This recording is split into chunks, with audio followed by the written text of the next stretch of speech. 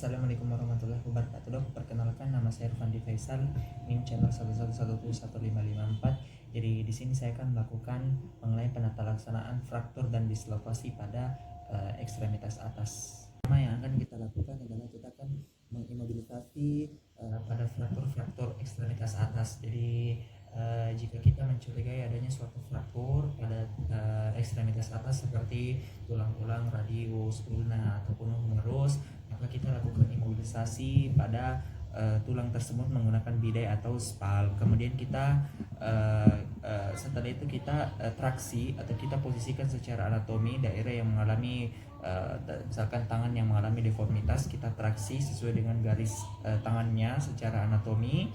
Kemudian setelah itu kita traksi secara perlahan-lahan, tanpa menimbulkan rasa sakit pada pasien. Setelah itu kita mencoba untuk melakukan pemeriksaan terhadap status neurologinya, entah itu sensorik, kita lakukan perabaan pada median, ulnar atau radial.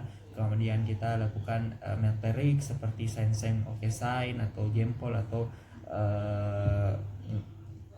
membuat abduksi dan adduksi jari-jari seperti itu untuk mengidentifikasi apakah terjadi kelainan pada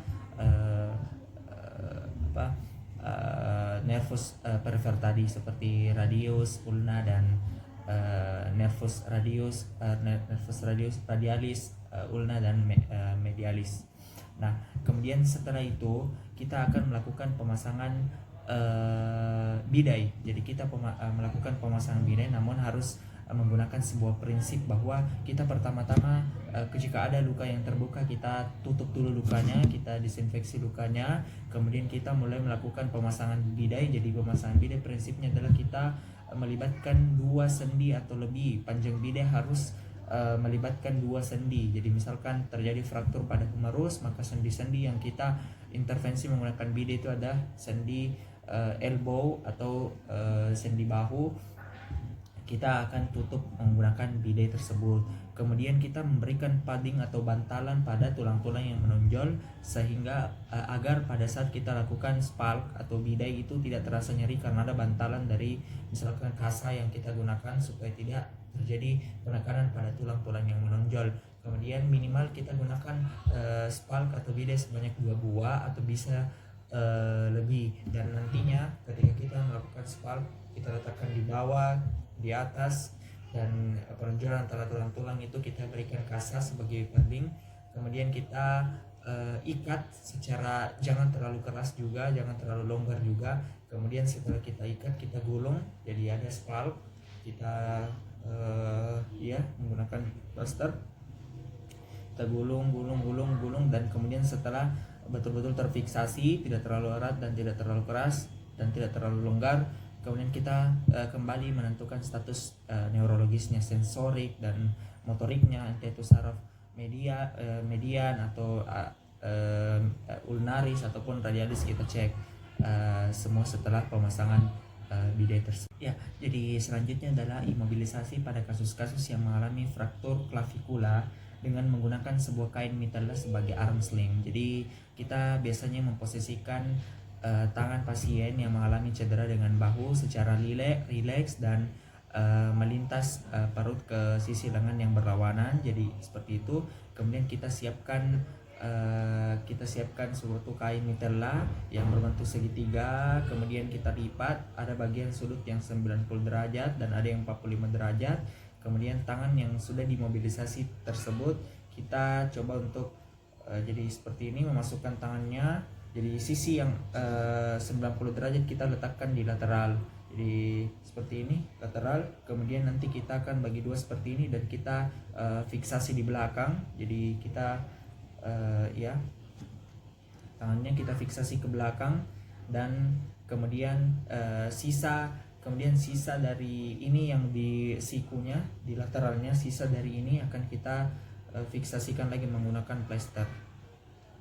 Ya, jadi selanjutnya adalah imobilisasi pada kasus fraktur klavikula dengan menggunakan teknik Vauban figure of egg. Jadi kita kain tadi kita coba gulung-gulung seperti ini, memanjang. Kemudian setelah itu kita bagian yang patah diberi alas terlebih dahulu, pembalut kemudian dipasang pada kedua bahu, kedua pundak ke arah depan, lalu ke bawah ketiak dan ke belakang. Jadi kita pasang seperti ini, kemudian kita ke arah depan, nanti akan menurun ke ketiak belakang, kemudian kita ikatkan lagi ke belakang, kemudian kita hubungkan pada daerah awal yang menggulung dari leher dari pasien supaya betul-betul terfiksasi dan tidak menimbulkan cedera yang berlebihan pada kasus trauma klavikula. Ya, jadi selanjutnya adalah reposisi pada dislokasi anterior pada shoulder. Jadi kita akan melakukan pertama teknik hipokratik. Jadi teknik hipokratik nantinya kita menggunakan sebuah kaki dari pemeriksa. Jadi kaki pemeriksa akan diletakkan di ketiak dari pasien, kemudian tangan kita akan menggenggam pergelangan tangan dari suatu pasien tersebut, dan kita coba sebagai pemeriksa kita mencoba menggerakkan dari eksternal atau rotasi eksternal atau rotasi internal secara hati-hati sampai betul-betul digerakkan bunyi klang yang menunjukkan bahwa kaput femoris ini sudah kembali pada posisinya, yaitu di fossa glenoidalis. Ya, kemudian selanjutnya adalah teknik traction counter traction. Jadi kita menggunakan ini merupakan suatu modifikasi dari teknik hipokratik tadi dengan menggunakan sebuah sabuk sekitar daerah dada untuk memberikan gaya contraction. Jadi sabuk ini melilit kemudian ditarik oleh pemeriksa yang satu, kemudian pemeriksa yang lain itu akan memegang tangannya lagi, kemudian mengeksternal dan internal rotasikan sampai bunyi klang pada daerah shoulder yang menandakan bahwa kaput humerus sudah kembali pada posisi di fossa glenoidalisnya.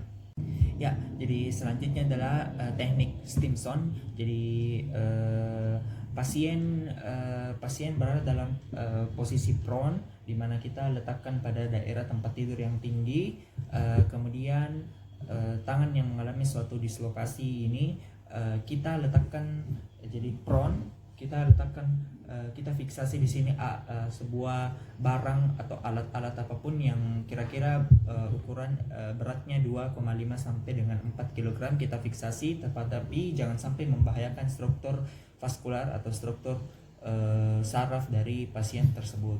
Kemudian kita fiksasi, pemeriksa biasanya menahan agar pasien tidak jatuh ke bawah. Kita pasien fiksasi, kemudian kita biarkan benda yang tergantung pada tangan yang mengalami dislokasi ini selama 15 sampai dengan 20 menit. Kemudian yang kita percaya akan terjadi suatu pengembalian dislokasi dari sendi yang mengalami dislokasi. Selanjutnya adalah teknik Milch. Ya, jadi kita mencoba menggunakan anggaplah menggunakan handscrew. Kemudian kita berusaha untuk abduksikan dan eksternal rotasikan bagian tangan yang mengalami dislokasi. Kemudian tangan kita menyentuh bagian dari shoulder. Jadi ibu jari kita merasakan di dalam ketik itu kaput dari humerus. Kemudian kita menekan pada daerah tersebut dengan bantuan ibu jari sambil mendengarkan adakah bunyi klang yang menandakan kaput humerus sudah pada posisi yang semula di fossa glenoidalis. Ya, jadi selanjutnya adalah Kocher maneuver, yaitu prinsipnya adalah kaput dari femoris ditarik hingga anterior glenoid untuk memberikan efek reduksi. Jadi kita tarikan, kita seperti ini dulu, seperti ini, kemudian kita mencoba segini, kemudian kita letakkan pada posisi shoulder yang satu pada pasien. Ya, jadi selanjutnya adalah kita reposisi pada dislokasi pada shoulder. Biasanya kita lakukan reduksi tertutup harus dilakukan setelah pemeriksaan klinis yang adekuat dan telah diberikan analgetik dan sedatif dan muscle relaksan supaya gampang dalam proses suatu reduksi pada daerah-daerah yang dislokasi. Kemudian kita posisikan pasien supinasi, kemudian kita traksi menggunakan gerakan suatu adduksi ya, dan internal rotasi. Kemudian setelah itu dari lengan yang segaris dengan arah deformitas dan bagian medial dari lengan atas kita dorong ke lateral secara hati-hati agar kaput femoris ini sampai kepada tempatnya semula pada fossa glenoidalis. Kemudian pada post reposisi pada dislokasi shoulder biasanya kita menggunakan valve sling. Jadi ada sebuah pembalut yang membungkusnya, biasanya digunakan selama 2 sampai 5 minggu. Jadi kita fiksasi menggunakan sarung, kemudian kita balut dan kita tunggu sampai 2 sampai 5 minggu sampai adanya perbaikan. Ya, jadi selanjutnya adalah reposisi dislokasi posterior pada elbow dari pasien. Jadi reduksi tertutup harus dilakukan setelah pemeriksaan klinik yang adekuat dan telah diberikan analgetik dan sedatif. Kemudian kita ada beberapa metode yang kita lakukan. Pertama adalah Parvin method. Jadi Parvin method ini kita posisikan pasien supinasi, pasien dalam keadaan pasien dalam keadaan pronasi yang berbaring di atas tempat tidur. Kemudian kita tangannya kita biarkan melayang di tempat tidurnya. Kemudian setelah itu kita pemeriksa akan menarik kuris dari pasien ke arah bawah dalam beberapa menit. Kemudian kita lakukan kita angkat lengan dari atas. Jadi sambil menarik kita angkat lengan dari atas sampai betul-betul ada bunyi klang yang menandakan bahwa olecranon sudah bergerak ke arah distal menuju pada posisi yang semulanya. Kemudian setelah itu ada juga metode inline dan Weekly method, yaitu lengan bawah tergantung pada di samping tempat tidur, lalu lakukan traksi ke arah bawah pada kuris, reduksi olecranon dengan menggunakan tangan lainnya.